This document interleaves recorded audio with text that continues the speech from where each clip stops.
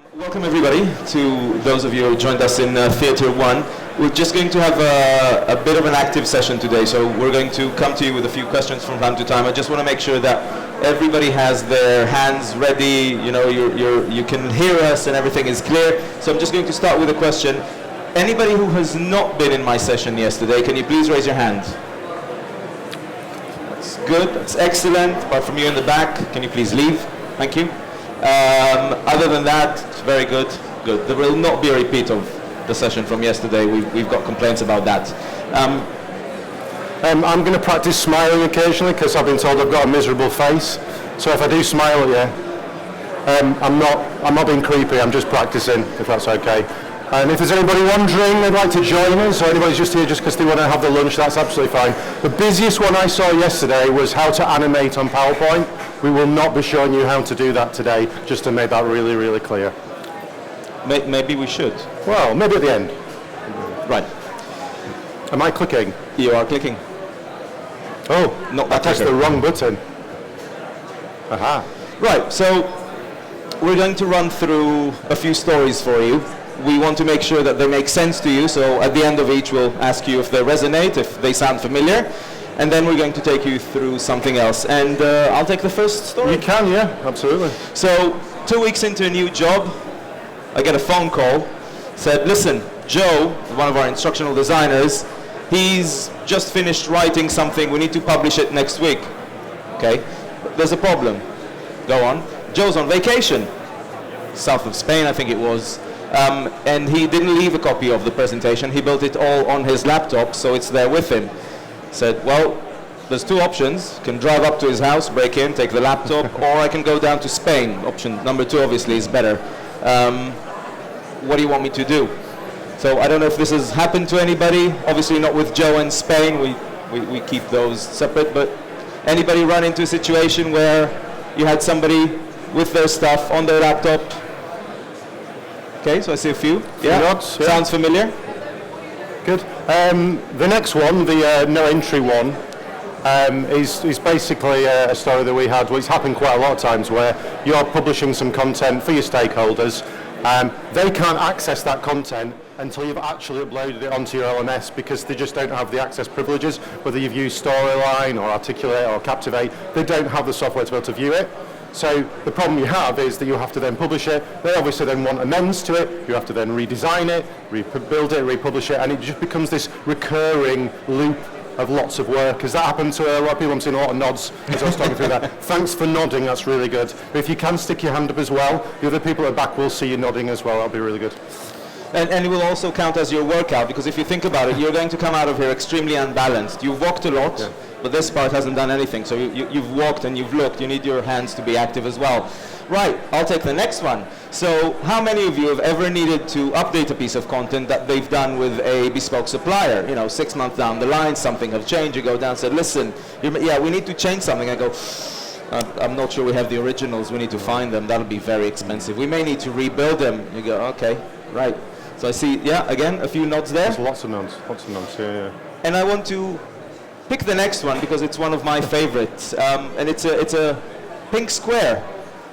And I don't know how many of you work with instructional designers, but you sometimes come in and somebody's sitting down, they build, and they've had a good day or a bad day, or indeed a pink day. And they've decided that all the titles need to be pink, or all the images need to be pink. And you get this theme through the piece of learning that they're writing because it's been a very pink day for them. Resonates with anybody? Anybody seen that? Yeah. I'm starting to get worried because some of the people are nodding on all of the issues. We may need to have a talk later.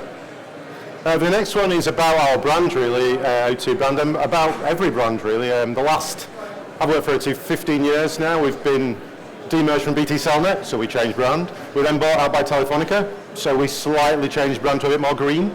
And the chances are that we're going to be moving back to an O2 brand, but potentially bought out by Hutchinson. So we might be changing brand again. How do you keep up with those changes? You know, and I'm sure that's happened to a lot of people here. You're in a company, it changes feels like every minute, you know, every 2 years. How do you keep on top of that? And that's something we're going to go through later as well. I had to stick a picture of the original iPhone. Most of you don't remember it.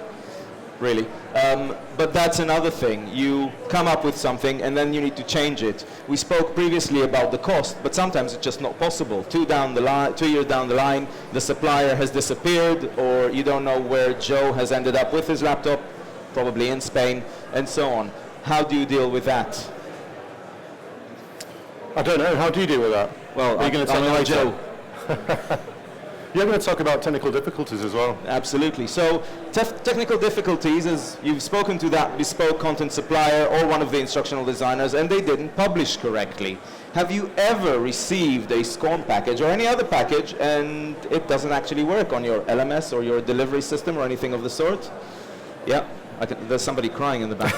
We've moved from nods now to cries. Yeah. Yeah. Well, that one is a pain. So yeah, we're going to talk a little bit about that as well. That's not the cover from a Take That album, by the way. That's supposed to be the evolution of man. I just put a yellow background because it looked nice. But that's about version control. I don't know if anyone works with anything where you need different version controls. You're working with the likes of Articulate, Captivate. I'm not putting them down, but they do update their software. They bring out the newest version. It's all shiny. What happens when you need to update? What happens when it's not backward compatible? Anyone experiencing that on a weekly, monthly basis? Oh, no? All right, well, we'll skip that one. That's fine. And the last one is all about keeping up to date with modern technology, being responsive with the way that you output. Responsive is probably the most common word you hear around these sort of conferences, but you can't be expected now to build content and be future-proofed if it's not got a responsive technique. And we will go through in a bit more detail that later as well.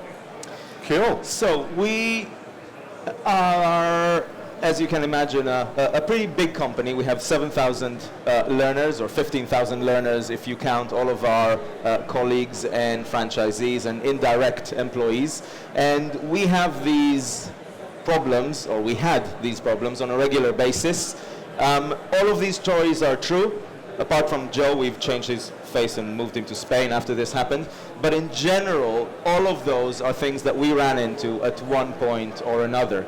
And about 3 years ago, we sat down and we said, right, if we run into any of those again, specifically the pink one, there will be trouble. So we sat down, we engaged with the whole of L&D, and we started looking for a solution.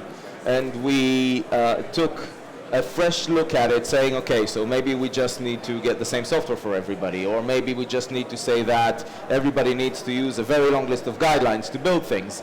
But actually, what we found out is instead of giving these long pieces of guidelines, we need to help our people. So on the one hand, we did some training and we worked with them, but we also gave them tools that would make their lives and ours easier. And the main tool that we came across eventually was an LCMS, a Learning Content Management System. Is that like LMS?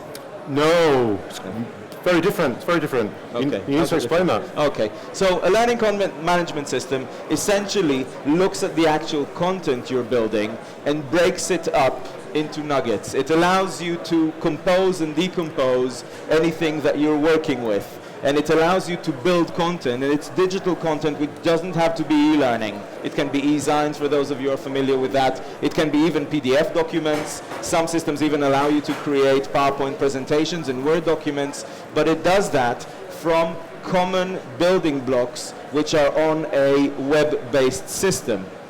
And what we'll do now is go through the problems that we mentioned before and explain how to solve them. My name is Asi, and I'm the Digital Learning Manager in Telefonica. And I'm Rich Brook, and I'm a Digital Learning Consultant. And just to cap that off, we are using LCMS by Exact. They do have a stand over there if I'm pointing in the right direction, so please visit afterwards, guys, and obviously happy to take questions at the end as well. So the first problem that we went through first was about that Joe on holiday, getting a nice tan, but they've left all their content on a laptop and they couldn't access it. The way around that, fairly logical really, is to make sure that everyone can access it online. So the LCMS that we're using is all web-based. Cloud software allows you to be able to update it as and when, wherever you are, providing you've got an internet connection, which most of us have 24/7. And that's just an example a little bit of how you would access it and how everyone sees it consistently as well. And I just want to point out very, very clearly, vacation is not the problem. We encourage our people to take vacations. We just want to make sure that we can still access what they're doing. So If we move on and talk about stakeholder management, in our old world, and I'm sure that in some of yours, you say, right, I need a piece of training that does this, this, and this. Somebody has to develop it, whether it's an external supplier or an internal one, and they say, okay, thank you, I have finished my needs analysis, I have everything I need, I will come back to you when I'm ready. And they go away and they do whatever they do, some of them secretly, some of them more openly, and they come back and said, here is your finished product, please review and give me a yes or a no, or do I like it, or what changes do I need? For us, what that meant was that after a week or 3 days or whatever time it took, in a lot of cases, the stakeholder would go, well, actually, no, that's completely not what I meant. It's very, very different. Let's start the whole thing again.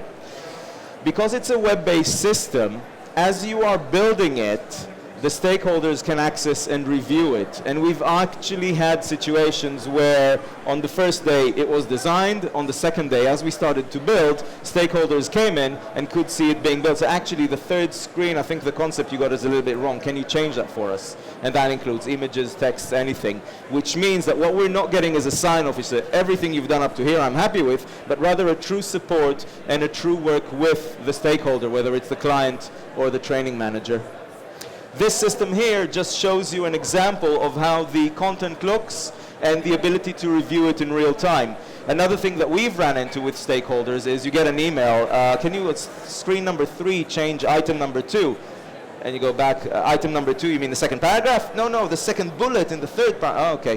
Whereas here, you can actually connect all of those comments to elements on the screen. You can actually go back through it. It's never in an email, so if Joe's on vacation, I'll need to apologize to Joe later. Joe's getting picked on a lot, isn't she? If Joe's on vacation, you can still have everything, and at the end of it, if that stakeholder has asked for bullet number 2 to be changed 7 times, you can come across with the whole list and say, right, you've asked for it 7 times, we've done it, this is it, we're done. And that, for us, has made the work with stakeholders a lot less mystical and a lot easier. Mm-hmm. We've essentially created an ecosystem with this to work out working with our partners and stakeholders. It's very complex. I'm not going to go through all of that, but it just shows that it's not just about us building content and putting it on an LMS. It allows us to work directly with our stakeholders. So, they're taking photographs. That's brilliant. So, for example, we'll work with suppliers who can then access the software straight in, saves us a lot of money. So when they go away and they make some changes, we know what changes they've made. We know because we've got access to the assets, the images, the videos, the content straight away on the LCMS because we own it. And that's a big challenge. I'm sure a lot of you around here have that challenge every week. And this just really gives you a bit of snapshot as to how we link up all of the systems that we have and how our learners access that finished content as well. And this is an important point that I would just like to go over yet again. When a bespoke supplier comes to us and say, I would really like to build something for Telefonica, and one of their customers say, I would really like him or her to build something for us, instead of saying, right, go away and come back when you're ready, we say, here's a license for our system, here is a day of training or 2, when you're ready, build it, and they'll have it. It means that our stakeholders always go through the same processes. It means that we don't have any of the pains that we've mentioned before because of that. And trust me, it's worth the license for us. Absolutely. Yeah, definitely. This one's yours. Oh, pink. I love pink. Actually, I didn't have a pink example, but I did have a blue example. And this is a great example of what I call a pink day. This is actually really, and please don't take pictures, something that was created by an instructional designer. Not Joe. I'll be that's legal. It was 3 years ago as well. It wasn't like yesterday. Yeah, so I think this was for me one of the straws that broke the camel completely. The camel was in tears. We looked at that and said, right, so the choice of blue and green, pink would have probably been better. And that was one of the things that we said, right, we want to take that capability away from you, because if you're anything like me, then actually sitting in front of a blank page or a blank PowerPoint presentation is a lot harder than starting with something. So we took this away and we gave them, it's a new clicker, it's embedded. It's very good. And gave them this. This is a template-based system, which means that actually they're always on brand. And because they're always on brand, they don't start from scratch. Everything is already there. All they need to focus on is how to tell the story. All they need to focus on is how to deliver. For the learners, they always know how it works. There's no, oh, this is new. What do I do now? Do I play with the Xbox or and so on? And it's not pink either. Yeah. I know you love pink, but I love pink. You need to let go. I love pink. The next one about brand really is just, I was saying before, about how do you keep up with those changes. So as I said, O2 is going through potentially a bit of a change this year. We're all a bit nervous. How many of you are familiar with that, know what we're talking about?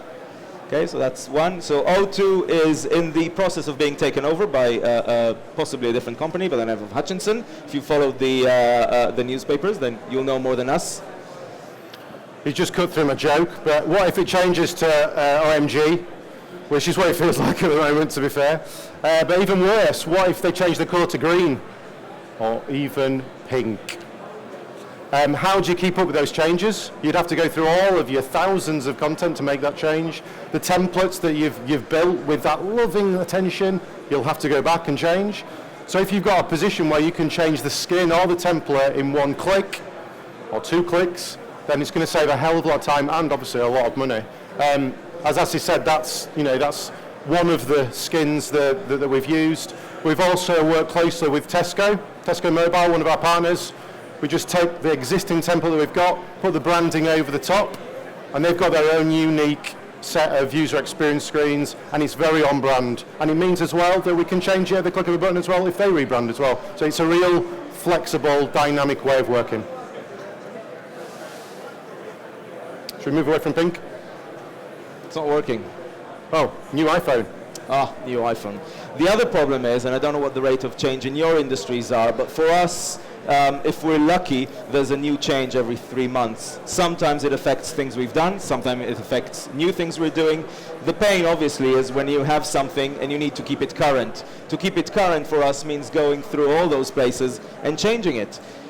With the system, as you can see here, all of the assets are managed. So A, we never need to track that image original to find what the resolution was. The moment we change it here, it's changed everywhere it's used. And that in itself is a lifesaver. And because of the cloud-based approach, it's all stored in what they call a digital repository, which is just basically a central file system, which means that it is able to deploy out to all the different areas in one click again. So again, you're not going through all of your 4,000 e-learning modules when you have to update that latest iPhone model to be put on your screens. You can do it at a click of a button.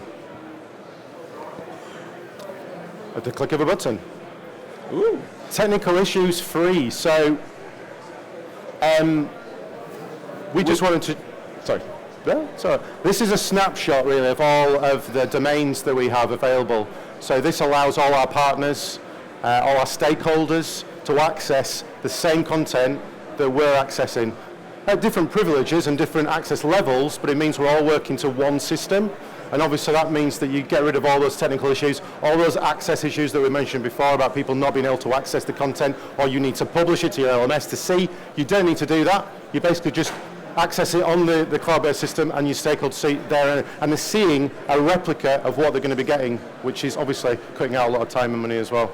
And in fact, if you look here, you can see that LMIT, Juvo, Amphigean, these are all our partners, and it allows us to go in, see what they're doing, and we can always monitor and support as they need it. Let's pause here for a second, see if there's any questions, whether we're going too fast, how are we doing on time? 10 minutes 10 left. minutes. Oh, we can speed up. Any questions, comments? Do you want to throw anything at us? Now's the time. Okay, good. Right, shall we? Version control. Yeah, version control. So how many people work with software and it updates every year? If I don't see more than 10 hands, I'm going to cry here. I have to put my own hands up. It's a common problem, isn't it? I'm not going to shout which ones those are, because I think it's every single piece of off-the-shelf software that everybody works with. It goes from version 1, version 2, version 3. You'll never see or never need anything else is the promise that they package it with. And then 6 months' time, there's a new version. It's an absolute destructive way of working.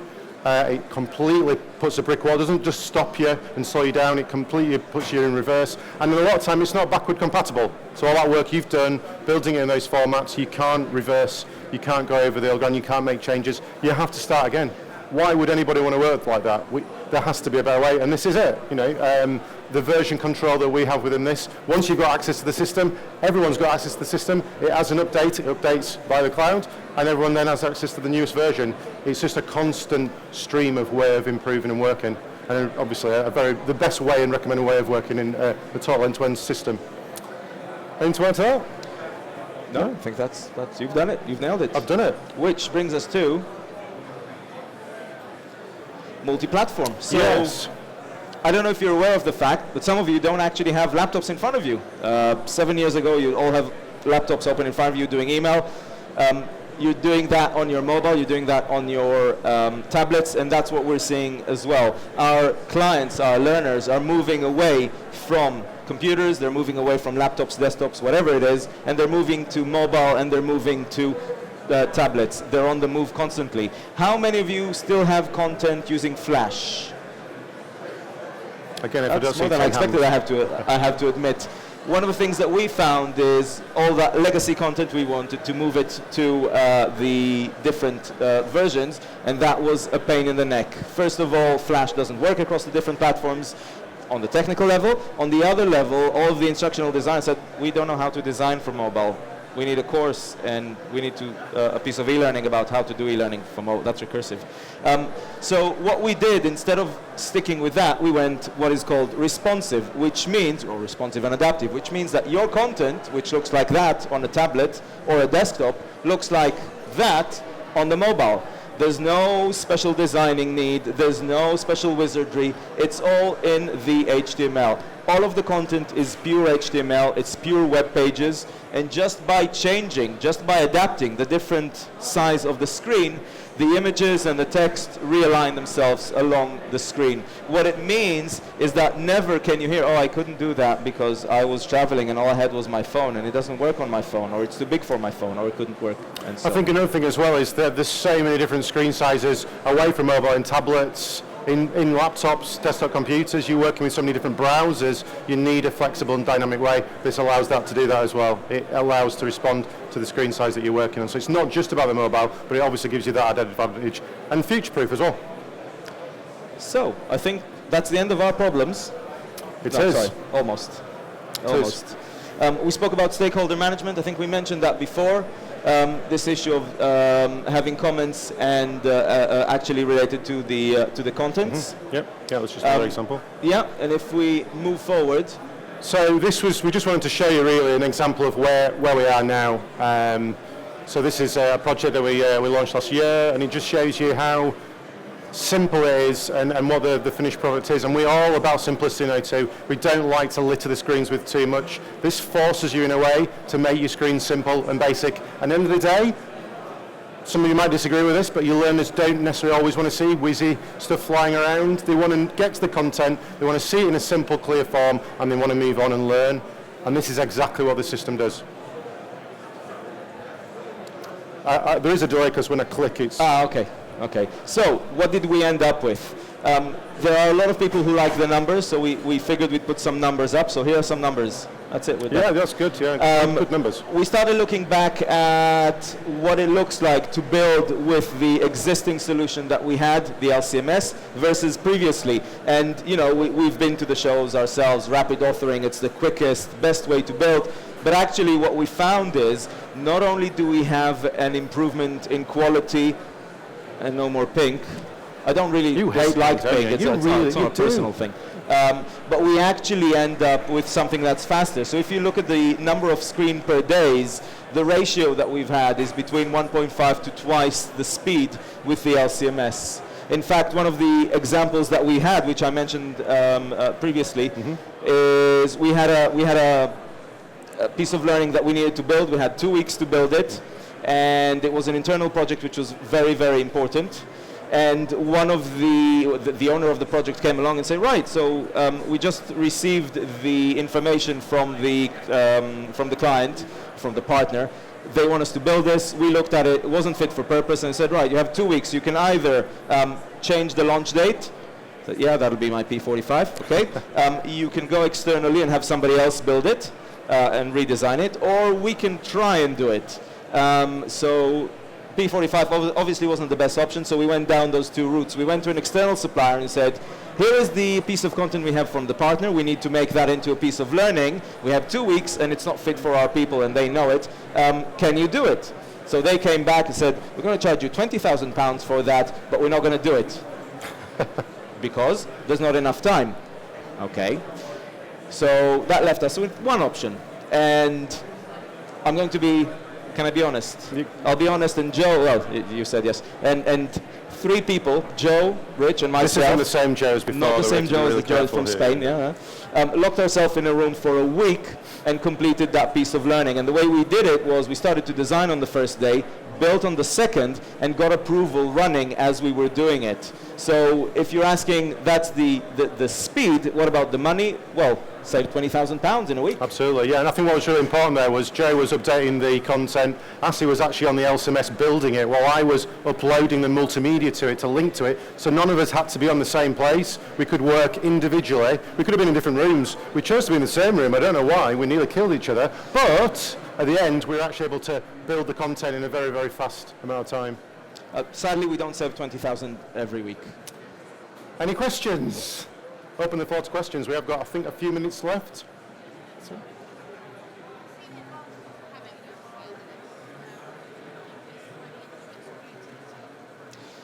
So that you see the advantages of LCMS. Yes, but does it inhibit creativity?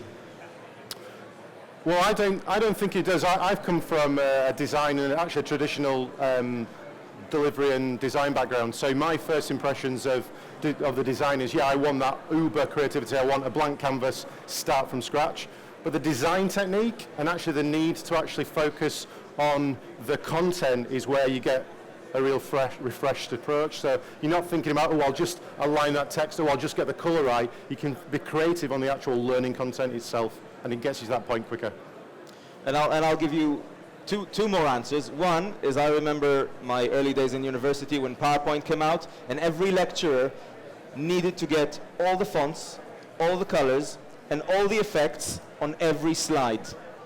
So sometimes inhibiting creativity is not a bad thing. But the other thing is, because it's an online platform, we are constantly working with our instructional designers, and if somebody thinks, oh, actually, I'd really like to be able to put dolphins in which jump out of the screen. Okay, so we'll build it. I mean, not really with dolphins, but we do continue to enhance it and change it, and we work with them, absolutely. Thank you for that. Any other questions? Right? No. So I think that's it for us. No, I think it is. Yes. Well, thank you very much, guys, for your time. Thanks for sticking around. Thanks for not getting up and walking away as well. It's always a good thing when we've got a movable feast for an audience. My name's Brook. Not throwing anything. And I'm Asi DeGani. And you can find us on LinkedIn. Thank you very much. Thank you.